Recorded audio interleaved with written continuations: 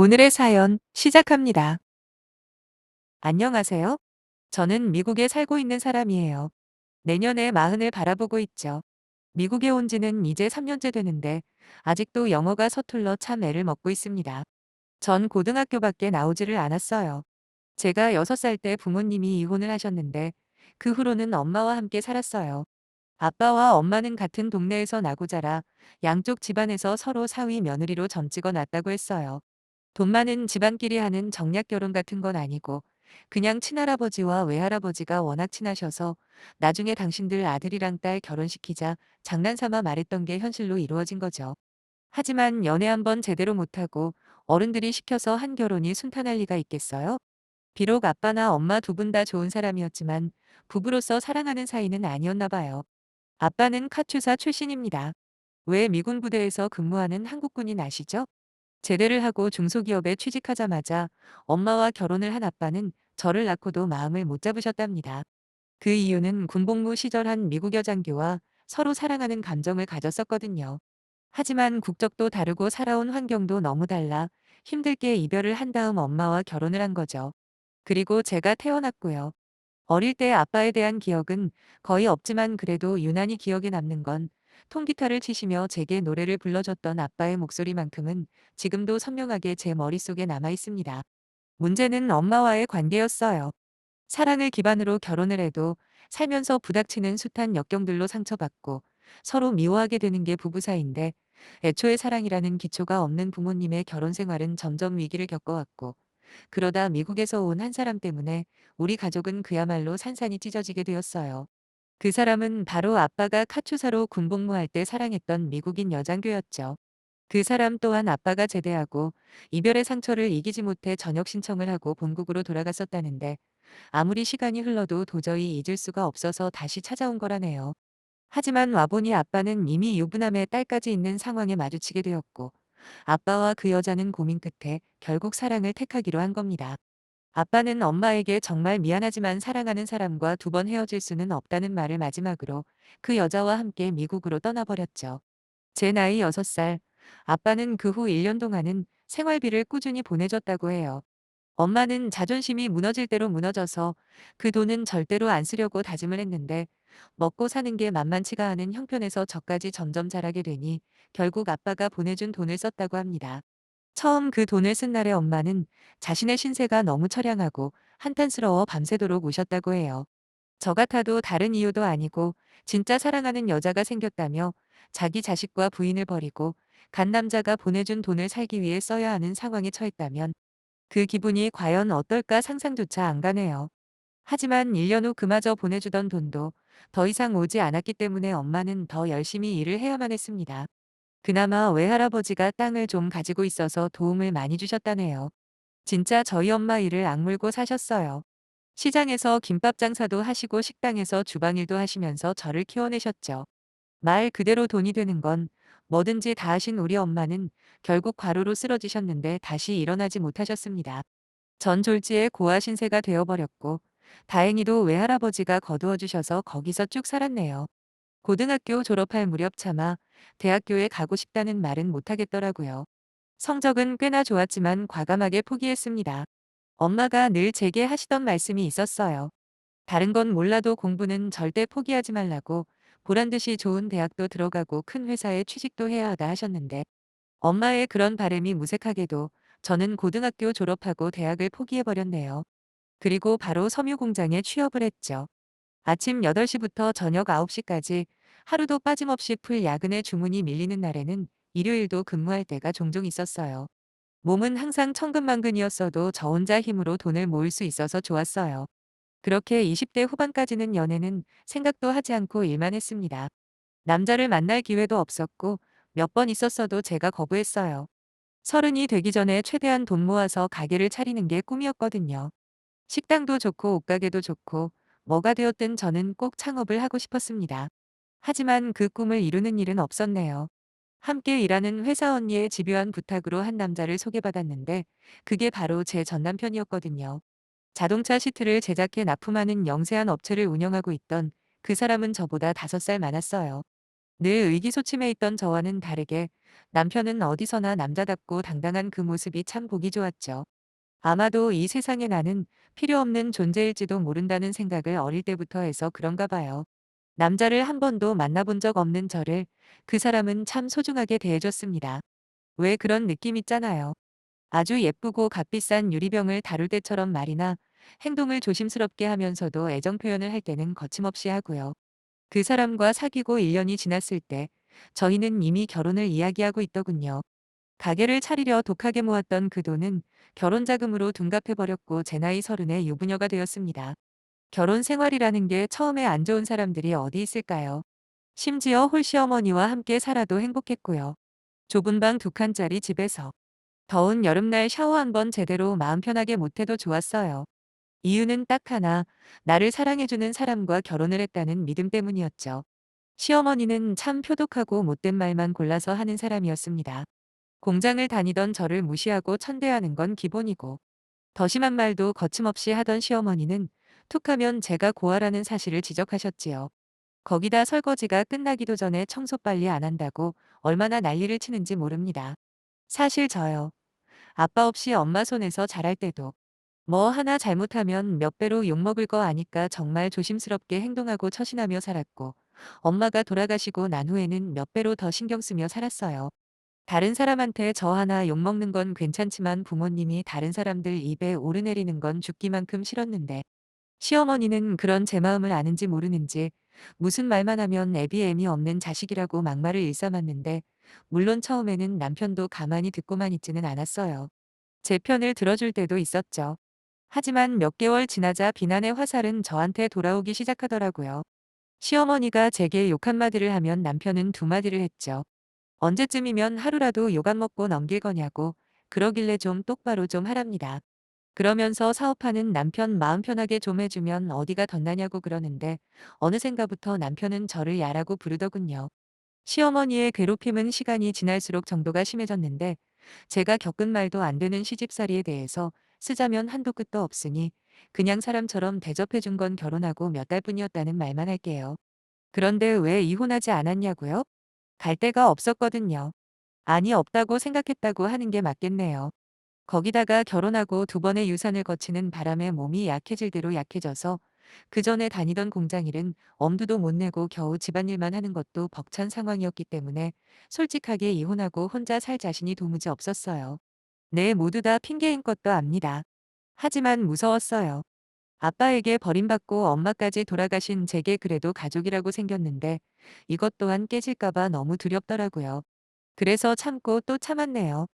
여기서 웃긴 건 참다 보면 화가 쌓이고 결국 폭발하는 사람이 있는 반면에 오히려 처음엔 화나는 말도 나중엔 적응이 돼서 그러려니 하는 사람이 있거든요. 단연코 저는 후자 쪽이었어요. 오죽하면 시간이 지날수록 선을 넘는 시어머니의 발언에 남편이 저보고 등신이냐고 그걸 왜 듣고 있냐며 뭐라고 한 적도 있었어요. 시어머니는 제가 집에서 살림만 한다는 이유로 도대체 언제까지 본인 아들이 돈으로 먹고 살 거냐 짜증을 부리시다가 나가서 몸을 팔던 뭐를 팔던 아무 일이라도 하라고 소리를 빽 지르시더라고요. 마침 그때 옆에 있던 남편이 저를 비웃으면서 한다는 말이 저같이 자존심도 없는 인간은 처음이라네요. 네, 저도 인정합니다. 당시 저는 자존심이라곤 찾을래야 찾아볼 수 없는 그냥 죽지 못해 사는 존재일 뿐 그 이상도 그 이하도 없었어요. 한때는 왜 나만 이런 고난을 겪어야 하나. 드디어 사랑하는 사람을 만나 결혼을 하고 행복하게 사는가 싶었는데 현실은 며느리 아내 취급은커녕 인간 취급도 못 받는 삶이라니 정말 절망감에 아무것도 못하겠고 머릿속에는 그냥 죽을까 이렇게 살 바에는 그 편이 더 낫지 않을까. 뭐 이런 극단적인 생각까지 한 적도 있었다니까요. 이런 생활이 3년 4년 시간이 흐르면서 그러한 고통마저 무뎌지던 즈음 아빠에게 그랬듯 제게도 미국에서 손님이 찾아왔는데 지금부터가 본격적인 제 이야기이니 한번 집중해서 들어봐 주시면 감사하겠습니다. 그 어떤 삶의 의미도 없이 살던 어느 날 저희 집으로 한 외국인 여자가 찾아왔습니다. 말이 외국인이지 그냥 이국적으로 생긴 한국 사람이라고 해도 믿을 수준이었는데 제 이름을 대며 본인이 맞냐고 하길래 맞다고 했더니 갑자기 저를 덥석 안으며 기뻐하는 겁니다. 전 황급히 밀쳐내며 누구냐고 물어봤고 갑자기 저희 아빠 이름을 대며 자기가 제 여동생이라고 소개를 하는데 무슨 반응을 보여야 할지 도무지 감이 안 와서 가만히 서 있기만 했네요. 아빠라 너무 오랜 시간 동안 잊고 있던 그 사람의 존재를 다시 떠올리는 게 그리 좋지만은 않았던 터라 전 차갑게 용건부터 말해보라고 했지요. 그랬더니 슬픈 표정을 하며 아빠가 돌아가셨다는 소식을 전하더군요. 그리고 눈물이 그렁그렁 맺히면서 그냥 얼굴이나 한번 보러 왔다고 하더라고요. 근데 갑자기 저더러 배가 고프다며 뜬금없이 밥을 달라는 게 아니겠습니까? 아니 내가 누군 줄 알고 밥을 찾나 싶어 살짝 어이가 없었죠. 마침 마실 나간 시어머니가 곧 돌아올 시간이라 저는 제 동생이라고 주장하는 그 아가씨를 데리고 근처 식당으로 갔습니다. 사정을 설명하고 백반을 시켜 먹으며 이야기를 나눴는데 우리 아빠 인생도 참 기구하긴 하더군요. 그 아가씨, 아니 이제 제 동생이니 동생이라고 할게요. 미국에 건너가자마자 처가살이를 하기 시작한 아빠는 1년 동안 엄마에게 돈을 보내다 그만 걸려버렸다네요. 가뜩이나 동양인 남자가 자기 딸이랑 결혼한 것도 화가 나는데 전 부인에게 돈까지 보내던 아빠는 제대로 찍혔고 그때부터 아빠는 그 여자와 그 여자 아버지의 철저한 감시 속에 살게 되었대요. 저보다 딱 4살 어린 그 아가씨는 약간 표시가 나긴 했지만 한국말에 아주 능통했는데 그건 아빠의 교육 방침 때문이랍니다. 비록 미국 국적을 가진 미국인이지만 몸속에는 한국인의 피가 흐르니 절대로 한국말을 잊으면 안 된다고 아빠는 시간이 날 때마다 한국말을 가르치셨죠. 거기다 제 이야기를 늘 해주셨답니다. 자기는 천하의 몹쓸 죄인이라고 말하며 나중에라도 꼭 한 번은 다시 보고 싶다고 그러셨다는데 전 지금도 믿지는 않습니다. 막말로 정말 보고 싶었으며 무슨 수를 써서라도 오셨겠죠. 아무튼 동생은 할아버지 할머니, 아빠 그리고 엄마를 한꺼번에 교통사고로 잃고 혼자 돼버리고 그나마 유일한 혈육인 저를 찾아왔다며 가진 돈은 비행기표로 전부 다 쓰고 이제 어떻게 살아야 할지 모르겠다고 식당에서 훌쩍거리는데 참으로 마음이 복잡하더군요. 저 사는 것도 형편없는 처지에 거기다 덤으로 동생이라는 호까지 붙이고 살 판이니 밥 먹는 내내 고민을 많이 했습니다. 그리고 결국 결론을 내렸죠. 이제 둘밖에 없는 가족 아니냐고 어떻게든 언니만 믿으라고 걱정 말라 그랬어요. 밥 먹고 나오자마자 저는 편의점을 찾아 들어가서 남편 카드로 현금 서비스 20만 원을 찾아서 동생에게 건넸습니다. 나도 형편이 좋은 편이 아니라 많이 못 줘서 미안하다. 일단은 이걸로 따뜻한 데서 잠이라도 잘 자라고 했더니 동생은 자꾸 저희 집을 구경하고 싶다는 거예요. 제가 아무리 만류를 해도 황소고집이더군요. 그래서 차만 금방 마시고 가라 말하고 데리고 갔는데 동생은 자기가 한국말을 하는 거 비밀로 해달라고 괜히 질문 받는 거 싫다 그래서 알았다 했습니다. 하지만 가는 날이 장날이라고 시어머니도 집에 와 있고 남편도 집에 일찍 와 있더라고요. 정말 난감했습니다. 동생을 소개하고 차를 마시는데 완전히 가시방석이 따로 없더군요. 동생이 한국말을 못하는 줄 알고 떠듬떠듬 영어로 몇 마디 걸던 남편은 옆에 앉아있던 시어머니한테 답답해 죽겠다며 이제 와서 한국에는 왜 온 건지 궁금해하면서 설마 빌붙으려고 온 건 아닌지 엄청 걱정하대요. 시어머니는 설령 그렇다고 해도 국물도 없을 거라며 오히려 동생을 데리고 온 저를 탓하셨습니다. 시어머니와 남편은 마치 좋은 이야기를 하는 것처럼 활짝 웃으며 대화를 했지만 이미 전부 알아듣고 있을 동생에게 정말이지 부끄러웠어요. 제가 어떻게 사는지 저들의 대화만 봐도 한 번에 알 수 있었을 거 아니에요. 우여곡절 끝에 동생을 보내고 또 한 소리 제대로 들었습니다. 전 미안하다고 사과를 하긴 했지만 머릿속에는 온통 동생을 도와줄 방법만 모색하고 있었는데 다음날 다시 연락이 온 동생이 이번에는 자기가 있는 곳으로 와달라고 해서 갔습니다. 그런데 웬 호텔 주소를 찍어주는 거예요. 어제 내가 준 돈으로 묵을 수 있는 호텔이 아닌데 하는 의아한 마음으로 도착을 했는데 어제와 완전히 다른 모습으로 나타난 동생은 한마디로 엄청난 재산의 상속녀였더라고요. 아빠와 동생의 할아버지네, 그리고 동생의 친엄마까지 교통사고로 동시에 사망한 건 사실이었습니다. 그래서 한순간에 할아버지의 호텔을 물려받게 된 거고요. 돈이 없는 척한 거 외에는 모두 진실이긴 했습니다. 물론 아빠 이야기를 포함해서요. 그러면서 저보고 언니가 이렇게까지 힘들게 사는 줄 몰랐다며 전날에는 마음이 찢어지는 줄 알았다던 동생은 이제 새 출발하자 제안을 하더라고요. 지금 남편과 이혼하고 같이 미국 가는 건 어떠냐고 아빠가 할아버지랑 엄마 몰래 제 앞으로 어느 정도 재산까지 남겨뒀다는 놀라운 소식까지 전해주면서 말이에요. 대신 이혼을 하더라도 며칠만 있다가 하라길래 저는 영문도 모른 채 알겠다고 대답을 했지요. 피는 물보다 진하다고 딱 2번 봤을 뿐인데 얼마나 든든하던지요.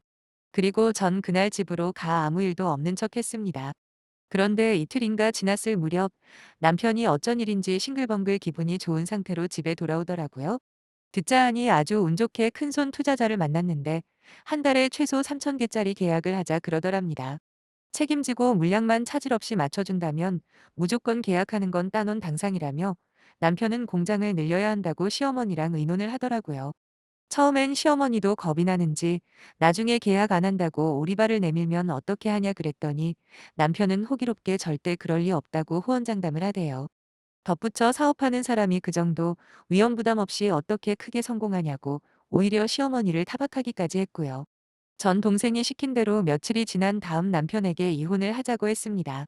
더 이상 이렇게는 힘들어서 안 되겠다고요. 사실 한 번쯤 말려볼 만도 한데 남편과 시어머니는 기다렸다는 듯이 기뻐하더라고요. 특히 남편은 저더러 잘 생각했답니다. 나도 나지만 네 인생을 생각해보라며 이렇게 살아서 뭐 할 거냐네요. 차라리 각자 갈 길 가자고 대신에 네가 먼저 이혼하자 했으니까 얌전히 몸만 가지고 가라더군요. 그리고는 비열한 웃음을 지으면서 한다는 말이 자기가 이제 사업으로 대박이 날 예정이라고. 그걸 못 참고 먼저 이혼하자 해줘서 너무 고맙답니다. 어떻게 사람이 마지막 순간까지 저토록 악랄할 수가 있을까요? 전 입이 근질근질했지만 꾹 참고 나왔습니다. 이혼 서류는 제가 직접 접수했고요. 그리고 동생이 머무는 호텔로 가서 난생 처음 만지는 큰돈으로 쇼핑도 하고 처음으로 사람답게 지냈던 것 같아요. 동생은 제 앞으로 벌써 계좌를 개설해 5억이라는 돈을 입금해주며 일단 제 앞으로 남겨진 유산 중의 일부라고 하더군요. 그리고는 하고 싶은 거 전부 다 하랍니다. 하루하루가 구름에 두둥실 떠가는 기분이었네요. 그러다 토요일 꼭두 새벽부터 저를 깨운 동생은 미용샵에 가서 메이크업을 받게 하더니 백화점에 가서 검은색 정장을 사줬어요. 그리고 꽤 비싸 보이는 귀걸이에 목걸이까지 꼭 하라고 하더라고요. 제가 아무리 어디 가냐고 물어도 대답도 안 해주는데 그래도 동생이니까 믿고 시키는 대로 했지요. 잠시 후 고급 외제차까지 렌트해서 찾아간 곳은 바로 시댁이었습니다. 깜짝 놀라 주저하고 있었는데 동생이 그제야 상황 설명을 해줬어요. 남편이 오매불망 그렇게 기다리던 그 투자자가 바로 저였던 겁니다. 이게 모두 다 동생의 계획이었던 거죠. 세상에 이런 날이 올 줄이야. 모든 진실을 알게 된 남편과 시어머니는 제게 허리를 굽혀가며 자기들이 공장 늘리느라 빚을 얼마나 졌는지 모른답니다. 그러면서 제발 살려만 달라고 부탁을 하는데 그 옆에서 시어머니까지 제 소매를 꽉 부여잡으며 사정사정 하더군요. 역시 돈이 있어야 사람 대접을 받는구나 싶었네요. 이제 와서 여보 며느라가 찾아봐야 소용없다 단칼에 잘라버렸습니다. 당신들 인생이 어떻게 되던 말던 나와는 전혀 상관없다고. 나는 이제 사라져 줄 테니 죽이 되던 밥이 되던 마음껏 발버둥 쳐보라 했네요. 길게 있어봐야 뭐 하겠나 싶어 저는 그냥 나와버렸고 안에선 몇 차례 고함 소리가 들렸지만 무시했습니다. 그리고 저희는 미국으로 왔고요. 벌써 3년이나 흘렀네요. 나중에 동생한테 들었는데 남편은 돈 욕심에 눈이 멀어 그동안 발주량은 적어도 꾸준히 거래해온 단골 거래처들까지 다 끊고 오로지 대박만을 노리다 제대로 망해버려 재기는 불가능하다고 하네요. 당연히 빚더미에 앉은 건 물론이고요. 거기다 빚을 갚는 것도 불가능에 가까울 거라 하는데 정말 통쾌하다는 표현 말고는 생각이 안 납니다. 저는 현재 한인들이 많이 모여 살고 있는 동네에서 옷가게를 하고 있는데 그럭저럭 심심풀이 삼아 용돈 벌이는 데네요. 어차피 돈 걱정은 안 해도 되거든요. 동생과는 작년까지 같이 살다가 동생이 결혼하고 따로 살기는 합니다. 그래도 가까운 곳으로 집을 얻어서 자주 보며 잘 지내고 있고요. 아빠를 절대 용서할 일은 없습니다만 딱 하나 제 인생을 구해준 동생을 낳아준 건 고맙네요. 기나긴 제 이야기 들어주신 모든 분들 정말로 감사합니다.